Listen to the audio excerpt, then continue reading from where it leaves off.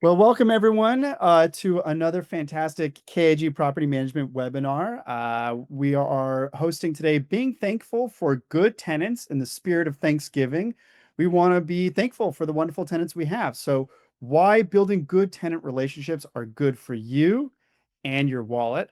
I am your host, Derek Harpel. I am the Client Relations Manager for KIG Property Management and joined by the CEO and my brother, Jared Carpel. Jared, welcome to today's webinar. Thank you, Derek. Glad to be here. Appreciate the time. Glad that you're here too. So we have an awesome presentation today, and I just want to set the stage. I think sometimes folks see this very adversarial relationship between ownership and tenants, or landlords and tenants, and in our business, it's not like that at all. Obviously we have some exceptions to that, but we really try to create a win-win scenario with a lot of our tenants. Doesn't mean that tenants are always right. We're not going to always do everything they ask for, but I think that you can create a dynamic where you have really good relationships with tenants that really is good for you, for them, and really good for your wallet. So I just wanted to set that up as kind of the pretext for today's conversation. I So think it's a good point, Derek. I mean, as you know, you and I are both former real estate lawyers, and it was very adversarial. And so, what we try to do is try to take the approach of a win-win in every aspect. Now, it doesn't always mean we can, but at least that's our attempts in doing so. And what that does is really avoids that conflict, avoids litigation, avoids getting the city involved, and it allows for a more harmonious living environment and community for our tenants. absolutely agree. All right, so let's set the stage there a little bit. So let's talk, Jared. Difficult tenants are expensive, are they not? Hands down, right? Because oftentimes tenants who are struggle to pay rent in full on time, or if they have a excessive amount of maintenance requests, like either destroying the property, or having issues and challenge with their neighbors. I mean, at the end of the day, we have three rules for our tenants. They have to pay rent in full on time, respect the property, and respect their neighbors. And if we don't have tenants that are following those three rules, then they kind of go into the bucket of difficult tenants that we're going to have to ultimately deal with. And Uh, those challenges ultimately lead to more time, more money spent managing those particular issues, as well as those challenging tenants. Um, Absolutely. It's the time of day that you have to go in. It's your on your clock to have to go in. Sometimes be a therapist between tenants, which is not exactly what we sign up for, but I'm sure a lot of folks watching this can relate to that. Yeah, and the question is, what do we do at that point in time, right? I mean, having friendly communications, both written and verbal, are important. Going and meeting the tenant face to face certainly is helpful. Sometimes that could be adversarial if God forbid it turns violent. We've only had a couple of those where we've had to really kind of calm down from a physical altercation scenario. But ultimately, we're gonna have to deal with we're facing spending money on evictions and hiring a lawyer and dealing with buyouts, which can be very disruptive for the cash flow of the property as well as disruptive for other tenants because you have a tenant in there that knows they're being evicted. Well, now they're just screw it. We're just going to destroy the place and play music at 4 o'clock in the morning. And now we are disrupting other tenants. Not to mention the expense behind it. Uh, Absolutely. Which really just goes then to the corollary of good tenants are gold, right? I mean, back to your three rules, what we talk about paying rent full on time, taking care of the property, respecting neighbors. I mean, those tenants are absolutely gold, right?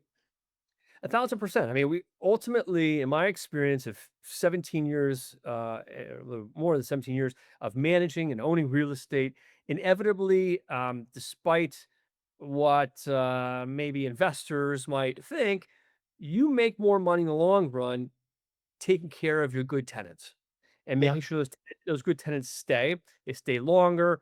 They ultimately save us money from less vacancies. And I don't have to pay for a leasing agent. I don't have to pay for the loss of rent because that is a cost, the loss of rent. When it's vacant, I don't have to deal with marketing issues of the units. So ultimately, it's fewer headaches, it's more predictability to keep these tenants in place. But ultimately, we want tenants that abide by those three rules. They pay rent in full on time, they respect the property, and they respect their neighbors. If we can have that, then that tenant is golden, and we will do just about anything short of anything illegal, obviously, to keep those Right. tenants happy. And it also short of like it has to make sense too. I mean, just because a good tenant is a great tenant and they want new hardwood flooring, well, that's lovely. I would love to be able to give that to them, but then that's not necessarily in our budget for the operational of the property. But anytime we do incentivize good tenants, we might be getting ahead of myself here. We want to make sure that we're incentivizing tenants to do have good behavior, and when we reward them, the reward is not a $50 Starbucks card so they can enjoy coffee. It's a new kitchen sink. It's a new higher end faucet. Anything that Yeah. improves the property. And again, I might be getting ahead of ourselves a little bit, but those are some Yeah, of the yeah. No, and we will definitely get to some of that, how we reward good tenants. But I think just stating the obvious, good tenants are gold. They it really can make or break, cash flow for owners and for the community writ large. Um, and as we know, replacing tenants is a very expensive process. This is something you talked about a little bit ago. You have lost rents during vacancies. You have to spend a ton of money on marketing and advertising to attract new tenants. The unit turns, having to clean them, paint them, repairs, upgrades, that is expensive. And right now, that's even more expensive than it's ever been. From a regulatory perspective, and also just from a tariff perspective as well. It's just everything's just more expensive now. So, replacing tenants is just not what it used to be in terms of a cost. Then you have to pay out those leasing fees that you talked about, and commissions for tenant placement to leasing agents and so on. Um, and then, of course, you have a higher risk of really poorly vetting tenants. It just creates more cost for you to have to vet them, right? And then of course you don't necessarily know who these new tenants are. Sometimes the devil you know versus the devil you don't. How do you know that the new tenant that's coming in is it going to be a bigger pain in the butt than the last one that you had? So then you might have additional costs in terms of buyouts and evictions. So again, good tenants are worth their weight in gold because replacing bad tenants is just incredibly expensive. Yeah, and I guess, if you have to find good tenants, right? Let's say you have a vacancy, you wanna be finding good tenants ASAP, like, as fast as possible, right? Yep. Because you don't want to have that vacancy sit and linger, and I always say market, market, market, marketing, marketing, marketing. You do not stop marketing, and it is, right, as it says here, it is a numbers game. If you can cast the net very wide, then you have kind of the pick of the litter. And there's some things that, from a marketing standpoint, is great. It brings bodies through the door. Then once they're at in the door, there's a couple things that we do, and you could talk about this. I think you're really great Yeah, yeah. oh, I I you're sorry, I jumped in. I love this one. This is yeah. someone one of my mentors taught me. Give very simple directions to prospective tenants because it will help indicate their behavior for the rest of the relationship. So, for example, I'll tell tenants, "All right, I need you to show up at 10 a.m. With a copy of this and a copy of that, and so on." Well, if the tenant shows up at 10:45, they don't have a copy of this, they don't have a copy of that, tells me that this prospective tenant doesn't know how to follow simple directions, right? And I need tenants to follow simple directions so that if there is a leak, I need them to report that to us. If there's black stuff growing in the bathroom tub, I need them to report that kind of stuff to us, right? Because that's going to help us in the long run. And if tenants can't follow simple directions on the onset at the very beginning of the relationship, that to me is an indicator of how they're going to be throughout the tenancy. And so I'm always very weary of tenants who just can't follow basic stuff. I know you love talking about conditions of cars, so I'll let you take that one. Nice. So yeah, one of the things that I've done for years, and I've trained my staff to do, all of our leasing agents, is to check out the condition of the car of your prospective tenant as they pull up for a showing. And not because I care what kind of car, and this is LA, everything's materialistic here. I don't care really about what kind of car. I care about the condition of the car. Is the front fender falling off and being held up with bungee cords and duct tape? Are there McDonald's wrappers thrown throughout the back seat? Are there scratches and bumps and dings throughout the side paneling of the doors of the car? Why do I care about that? Because the way that tenants and the way that we all, I think, treat our cars is fairly indicative of how we're going to treat our units. And we Yeah. want tenants that are not going to destroy our units. Absolutely. And so that to us is this kind of like subjective sort of test that we have with folks, but we of course do background checks, credit checks, that checking that verification that they have the ability to pay, employment and income verification as well. We'll often check LinkedIn. I know I'll get to that. Of course, we do very deep criminal background checks, check for Megan's Law, terrorist watch list. We'll check for legal history. I being former lawyers, we love to check on folks to see if they have any liens, judgments, eviction history. If a tenant looks great on paper, but they've been evicted from their last unit and they've been evicted from 5 units from the last 2 years, it's suddenly a red flag for us, a very quick and very bright, shiny red flag for us. And we'll often, of course, get rental history and landlord references as well. So really And key that we're finding those good tenants ASAP. yeah, and I cannot stress a few things here. One is do not skip on background checks. The apartment owner association, you can get it. They'll do it for $50, what have you. But don't just rely on back to the old days. It was just running credit, and maybe an employment verification. But go deeper, and we go deeper in that, especially because we're right now on TikTok. There are TikTok videos on how to create fraud and create fake pay stubs. We need to make sure that we're able to identify a fake pay stub from a legitimate one. I think it's really important, as you said, social media and LinkedIn cross-reference not only where that applicant says that they work, but who their reference is. So, for example, if Derek, you say you work at ABC Corporation, well, yeah, I'm going to go look at you as the applicant. But if you write on your application, you report to John Doe.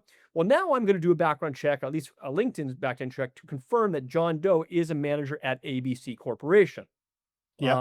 I think that's really important. And then the other thing too, in terms of landlord references, if you're a bad tenant, landlords want to get you out of their building. Mhm. So if I call up the most recent landlord, they're going to say, "Oh, this tenant's amazing. No, never always paid rent in full on time, never destroyed the property," just so they can get the tenant out, right? So I Yep. like to not only call the current landlord, but a couple landlords prior to Mhm. that. 2, 3 Sure. cohorts, right? So we're actually seeing a history, a pattern of behavior, and to cross-reference to ensure that the story is accurate and not just an owner who wants to get a bad tenant out and giving him a glowing recommendation to do so. Yeah, yeah. And I like what you're talking about, like cross-referencing behavior. I remember once we had a really great prospective tenant, looked great on paper, showed up to the showing, clean cut, looked great and everything. Then we checked his social media, and he's got pictures of wads of cash, drug paraphernalia, uh, strippers and so on. And not here to judge people's lifestyles, but that's not necessarily what you would want in a quiet single family home. So it's really important that we just check for the kinds of things that can be indicators that might show a pattern in behavior. Doesn't mean they're necessarily always going to be like that, but that is something to always kind of check out for. So, not only do we look at kind of behavioral things, but we always check for these tenant financial red flags. So, to me, whenever I have an incomplete or suspicious application, where it's just inconsistent answers or they're just flat out reluctant to provide documentation, I mean, to me, that should be a pretty big red flag for folks, right? Yeah, And and part of the challenge sometimes when we get phone calls from owners who have self-managed, okay? mm, and they call us, "Oh my god, I leased to this family or this person, and now they're not paying rent. Can you please help us?" So we're in the business of cleaning up other people's mistakes, other people's messes. And one of the things I could, if I were to be the top of a mountain and scream whatever I can to advise folks, is take the time on the front end to really vet and verify things. Don't cut corners. When you start cutting corners, that's when you start getting in trouble. And I would not cut corners on, oh, okay, he wasn't consistent here. Okay, I'm going to overlook that. That's fine because really he's ready to pay me and move in tomorrow. No, no, no, no. Let's go through. Let's step back. Let's slow down. Let's make sure that we have verified the income. Let's make sure we have verified the employment. Okay. Let's make sure that the debt to income ratio is within normal limits. Right. We don't want to be in a situation where a tenant is going to be financially stretched, and unable to make rent payments because they have other debt requirements. I think, history of late payments or evictions, obviously, that's a challenge. It's late payments, certainly we pull up on the credit report, but a history of evictions, oftentimes when someone is evicted, they get the record sealed. Mm, And so we're not really able to pull up and determine whether or not that tenant has gone under eviction. So just because if you run a eviction report, it says no eviction history, take that with a grain of salt, knowing that the courts oftentimes or in settlements will seal the record and hide that from future landlords. So it's really important to not just base your decision on that, of course. yeah. The other piece too that also is kind of a red flag. We're talking about red flags for tenants that could be problematic for us. I one time had a property in San Pedro. Guy walks in, he wants to pay me all cash right now, the full year in advance. Okay. That sounds really appealing. Let me tell you, if you're a landlord and you sit there, it's been vacant for many months, and you find somebody who wants to come in and give me all cash, and it's very tempting to have that cash in hand. I get it. But I'm very, very skeptical of those. In fact, I run the other way.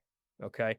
Um, I do so because it shows a desperation, and it also shows a lack in consistency. He may have gotten a great bunch of cash right now, but how do I know 6 months or a year when he's done prepaying that he's able to pay in the future? I like slow, steady, boring paychecks, that just repeat every 2 weeks, coming in, the tenant is getting paid. That shows stability for me. That's what I want. I don't want the hustle and bustle and the dealer. He's got some cash here. He's going to pay me here. And no, no, no. That is just not what I'm interested in. Yep. Absolutely agree. And we talked a little bit about this, and I'll kind of breeze through, the tenant lifestyle red flags that we see, a reluctance to authorize a background check or a credit check. Clearly, tenants who push back on any part of the application process typically have something to hide, right? Or they can be very aggressive or really difficult during the application process. We've seen situations where they're super combative moving in, it usually doesn't get better, folks. If they're aggressive and difficult at the beginning, it ain't gonna get better, right? So the first fight is usually the best fight because it's not gonna get better from there on in. When we've seen inconsistent stories, what they say verbally, what they're telling you versus what you're seeing on paper, what you're seeing on social media, what the bank statements are saying. Obviously, any inconsistencies should absolutely be a red flag. Doesn't mean that you totally are denying this person, but it might mean that you want to pause and ask a few more questions, get a little bit more detail, because in the end, if they are not the right fit, it's going to end up costing you, costing them. It's just not going to work. So really take that time to look for these more subtle cues that you're not going to get from a credit check and so on. You want to always kind of look for that pattern of behavior and cross reference it. And also, I've seen, and we've definitely seen this. I had this a couple months ago. Someone who wanted to rush in to move immediately. Don't worry. Oh, you don't need a background check. I'm great. I'm great. I have so much money. My father's so influential. I can't even tell you who he is. He's a very famous movie star, but let me just move in. It'll be great. It'll be fine. I'll get it all to you later. this someone once said this to me, a young lady did this to me the other, and I ran for the hills because I said, "Oh my God, this is not someone that seems to be kosher, so to speak." Quickly, Jared, anything else that I've left off that you can think of, kind of like these tenant lifestyle red flags? No, I think these are great, Derek. Doing some work on that. Very good. So let's chat about, we've been so focused on looking at tenants and we've talked a little bit about our roles, but I think it's really, really important that owners really recognize that they have accountability in finding good tenants. Don't always blame the tenant for the problems. You have a responsibility to yourself for finding these good tenants. So, if you want to quickly just run through these, Jared, kind of what your thoughts are. Yeah, so as managers or as owners of a property, there's a certain duty that we have to take on, and obviously doing setting clear expectations of various lease terms, the rules or responsibilities. Even though our leases are, gosh, I don't know, 100 pages long with all the required addendums in California and all of the required disclosures. Again, we go back to those three basic rules. Tenant has to pay rent in full on time, respect the property, respect their neighbors. And we make sure we're very evident and very clear about that when we're setting these expectations, setting the relationship there on the front end. We want to be proactive regarding any sort of updates on the tenants. So if there's a new law or new disclosure, we want to be proactive. We want if a tenant complains about something, because it happens, right? We want to make sure we follow up and follow through on what we say we're going to do. And if sometimes it's, hey, Jeff, sorry, I don't have an update for you at the moment, but we're working on it. That goes a long way. But we want to make sure that you're still working on it and have that. You want to be able to respond quickly to any sort of requests from a tenant. If you're slow to respond, it could show that you're hiding something or you're not uh, Mm, upkeeping your end of the bargain. So you want to build absolutely. trust and make sure that you're responding quickly. You want to be, comes back to communication 101. You want to be active listening.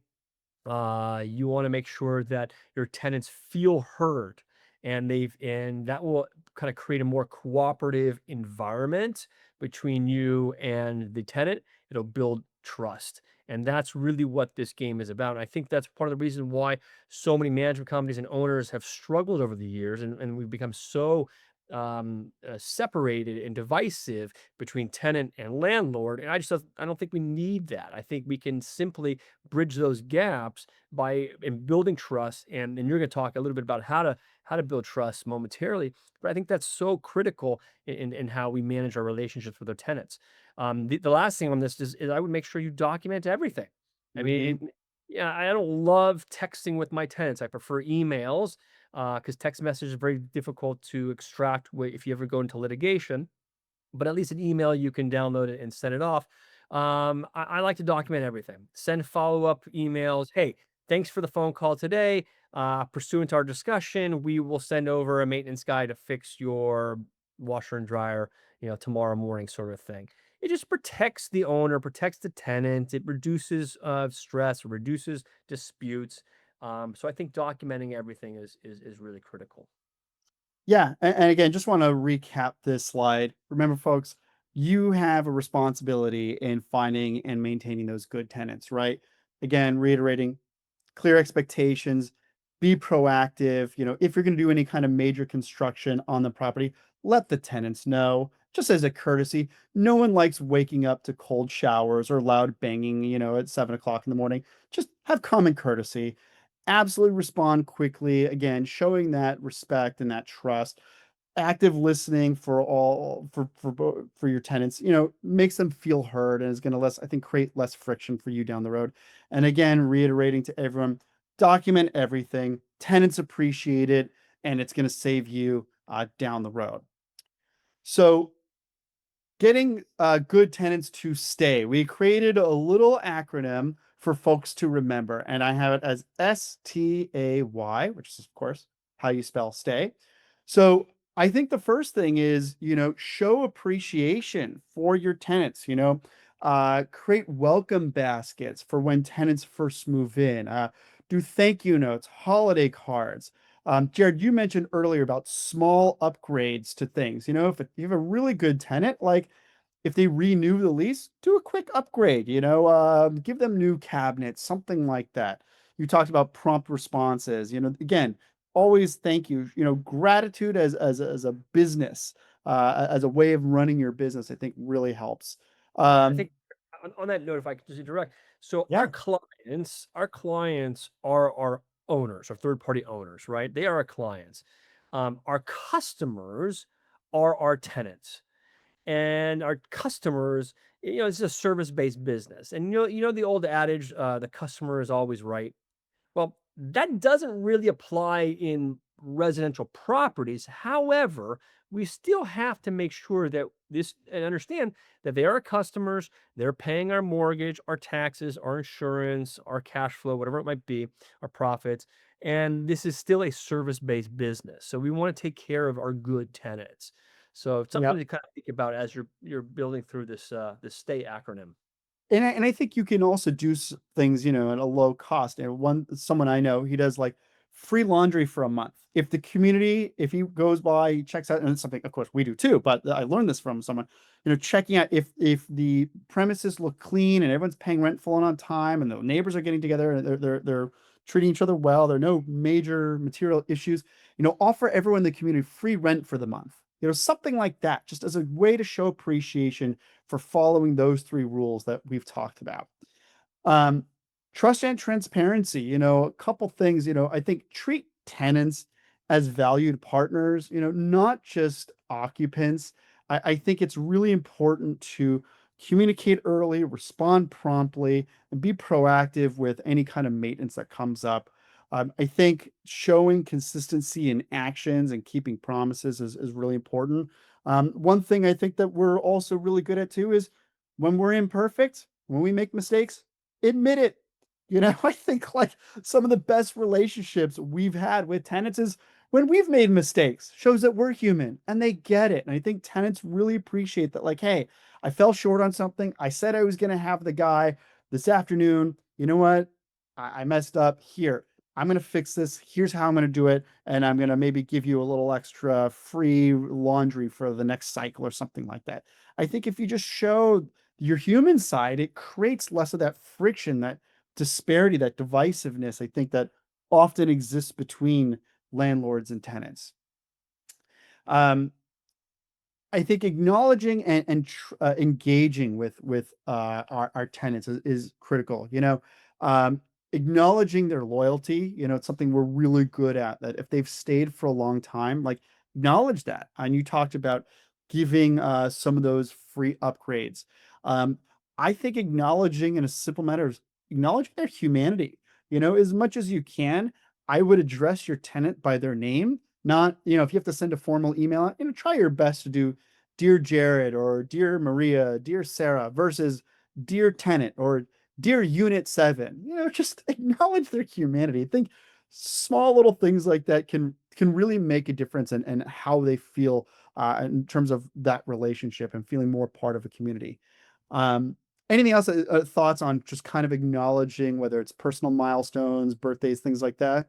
Well, some of the things that we do, remember, whatever you do, it has to be have an eye towards the improvement of the property, right? So, one of the things we do, we have annual walkthroughs of our properties, and sometimes tenants don't love that because we're entering their space. I get it.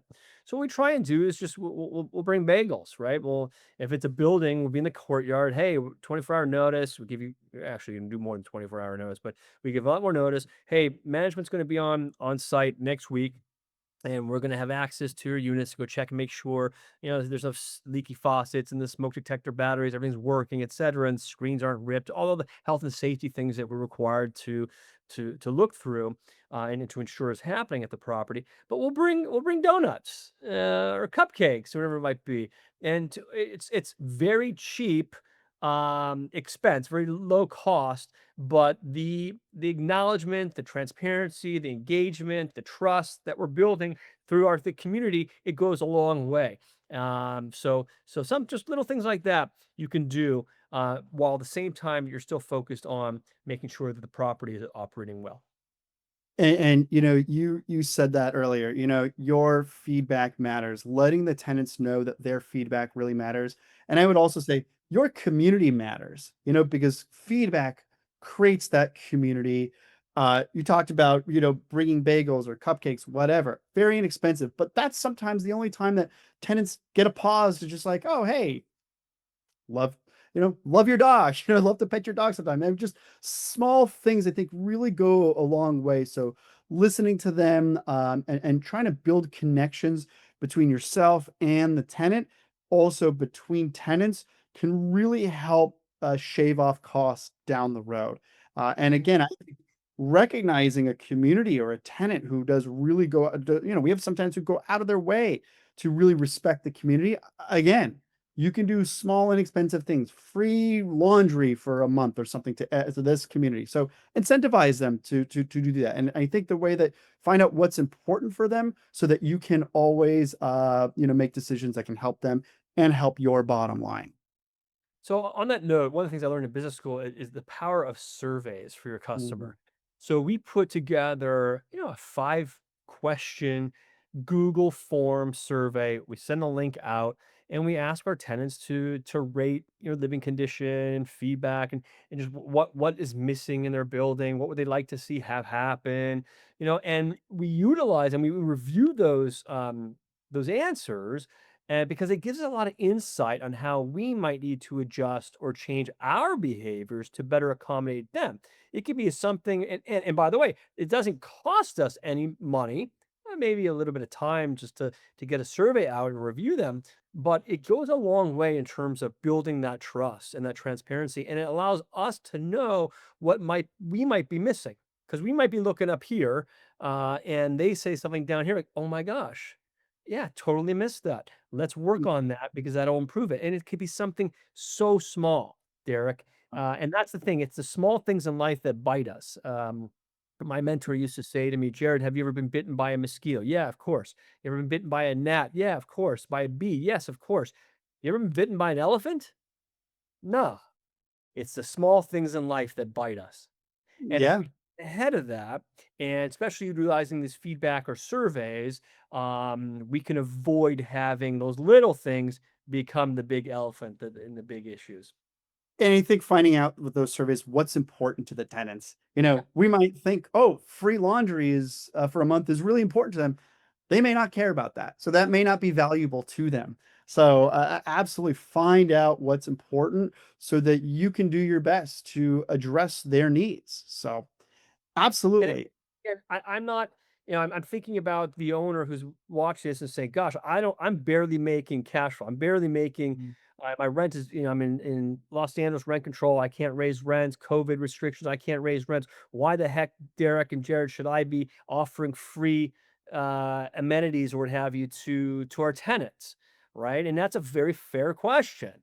But again, I think through things, and it could be very small stuff. It could be the donuts, it could be a bagels, it could be, sending flowers on a renewal, whatever it might be. We're not talking about a high ticket item, but if you're talking about rewarding and ensuring good tenants stay, STAY, this acronym, then the behaviors that we as owners and managers do speaks volumes and is reflected quite positively with our tenants, and they in turn respect and return that trust and acknowledgement with us. Absolutely. It's like, don't be penny rich, dollar foolish. A couple pennies can save you a lot of money down the road. Yeah. Well, we only have about 2 to 3 minutes. Well, again, practice graduate as a strategy. Let me just sum up. This is everything we talked about. Difficult tenants are expensive. Find good tenants, keep them. Beware of those red flags. They're not going to improve, folks. Remember, you have a responsibility in maintaining good relationships with tenants. Get your tenants to stay. Remember, show appreciation, show trust and transparency, acknowledge your tenants. And remember, your feedback or your community matters to them, right? And that's everything that we talked about in the acronym. I do want to leave we've got a couple quick questions, Jerry. We have a minute or so left. Question that came in. Uh, all right. If you do one upgrade for one tenant, are you required to do upgrades for everyone else? Great question. No, the simple answer is no. You do not have to my knowledge, have to do improvements or upgrades across the board just because you do one for one person. There's no discriminatory effect in that regard. So no, the answer to that, to my knowledge, is no. Got it. Okay. Um, how are you guys preventing fraudulent documents? Ooh, great question, because there's a ton of fraud out there, and I can quickly speak to this one. I mean, I saw, I think someone once submitted a bank statement from Bank of America. They did a really poor job of doing it. Looked great. They just forgot one really key part. So if you're Likely. getting bank statements from Bank of America or Chase Bank, I think you should look into that. But Jared, is there anything that you think beyond that owners can really prevent fraudulent documents? Yeah, I think it's getting more difficult, by the way, Mhm. to identify documents that are fraudulent, but unfortunately, it's happening. There is software that we have leveraged and have invested in quite significantly in order to identify any fraudulent documentation. So that's proprietary software that you can certainly invest in. I'm not thinking that the run of the mill owner who self manages his fourplex is going to have the bandwidth and the financial wherewithal to invest in such a thing. However, there is software out there that can help. And then I would also go back to some of the things we talked about earlier, is making cross-referencing documents. And if it doesn't feel right, your gut, trust your gut and ask for explanations. Ask for another document to cross-verify. If you are not comfortable with getting 2 months worth of bank statements, get 3, get 4. If you have to, if you feel comfortable and they're willing, ask for tax returns. Your tax return is a little bit dicey in terms of privacy, but have them, redact and black out a social security number, what have you. But if you ask for it and they're willing to give it to you, I don't think there's anything wrong with that, because you're trying to basically, you're a lender. As an owner, you're becoming a lender. These tenants are a creditor. They're seeking credit from you, so you want to make sure that you feel comfortable renting to them, and that all the documentation is you're comfortable with it as being legit. 100%. Okay, final question. I know you talked about this earlier, but someone asks, why not take cash up front? Why not take 6 months worth of cash, which could be very attractive? Why not do that up front? And maybe this person came on a little bit late, but maybe we can chat briefly about that. Yeah, again, I am very suspect of people who do not have consistent uh, employment and consistent pay stub and payments. Every 2 weeks, once a month, whatever it might be. I want to see that consistency and a history of that consistency. So I love to see somebody who's been in a job for 5 plus years, 3, 4, 5 years plus, and they are getting paid just consistently. That's what I think makes us money. Where you get into trouble is accepting a tenant who's really hot to trot, ready to move in. You're feeling the pinch because the place has been vacant for so long, and it's very enticing to see that wad of cash in front of you. But I'm very skeptical because A, I don't know where he got the cash, right? That's concerns. I don't know this person quite yet. And B, will the cash be there? Will the payments be there after it runs out? So, oh, I got 6 months worth of payment up front. Terrific. What happens month 7? Yeah. Yeah. It's so true. It's so true. You think like, yeah, my unit's been vacant and on the market for 5, 6 months, and someone comes in with a wad of cash, and I was like, oh, this person's gonna solve all my problems. And boy, that could be really tempting. But I think you and I both agree, as much as you can, try to resist that urge, because it could definitely come bite you down the road. Well, this was super helpful for me to even just kind of prepare and to kind of remember. If folks, first of all, want to wish everyone a happy Thanksgiving.